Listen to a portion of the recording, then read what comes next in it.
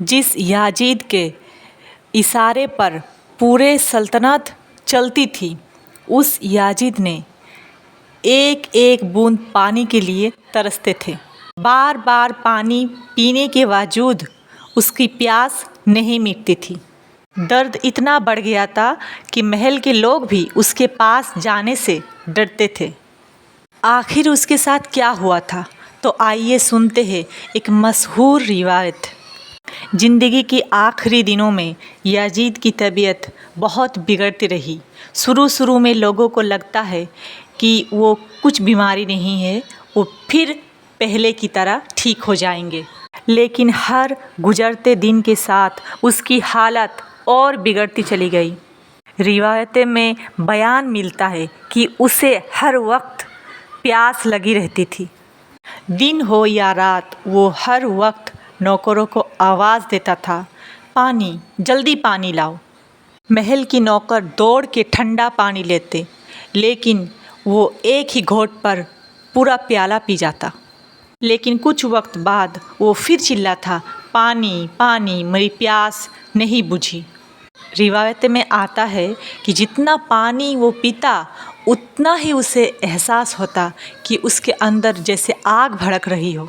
उसका दर्द हर गुजरते वक्त के साथ बढ़ता चला जाता था।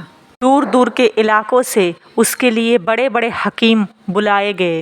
हर हकीम उसकी बीमारी समझने की कोशिश करता, लेकिन कोई भी उसकी बीमारी का इलाज नहीं कर सका। कहा जाता था कि वो हैरान होकर कहते थे कि बीमारी समझ से बाहर है। जब भी वो पानी पीता, उसकी आंतें जलती रहती। जब भी वो पानी पीता, उसका दर्द इतना बढ़ जाता कि उसको दर्द मिटाने के लिए थोड़ी सी शराब दी जाती थी, ताकि उसकी तकलीफ़ कम महसूस हो। लेकिन उसका दर्द जब उठता था तो फिर उसकी चीखें इतना बढ़ जाती थी कि पूरा महल गूंज उठता था। कहा जाता है कि महल के लोग उसकी चीख से सहम जाते और कई लोग कान पर हाथ रख लिया करते। कुछ लोग कान में फुसफुस करते कि शायद इमाम हुसैन, उसके मासूम बेद और मासूम बच्चे पर जुल्म सामने आ रहा है। एक मशहूर रिवायत में ये भी बयान मिलता है कि बीमारी इतनी बढ़ गई थी कि उसके कमरे से तेज बदबू आने लगे थे। महल के नौकर दरवाजे तक तो आते, लेकिन अंदर जाने से घबराते थे। कुछ पल के लिए दरवाज़ा खुलता, फिर तुरंत बंद कर दिया जाता। कई मशहूर रिवायत में ये भी मिलता है कि उसके पास एक पालतू बंदर था जिसे उसे बड़ा मोहब्बत था, लेकिन वो भी उसे छोड़ के भाग गया था। उसकी ताकत, ना उसकी खजाना, ना उसकी फ़ौज और ना ही उसकी सल्तनत। उसकी पूरी दुनिया बस एक ही चीज़ इर्द गिर्द खोज रही थी, पानी पानी।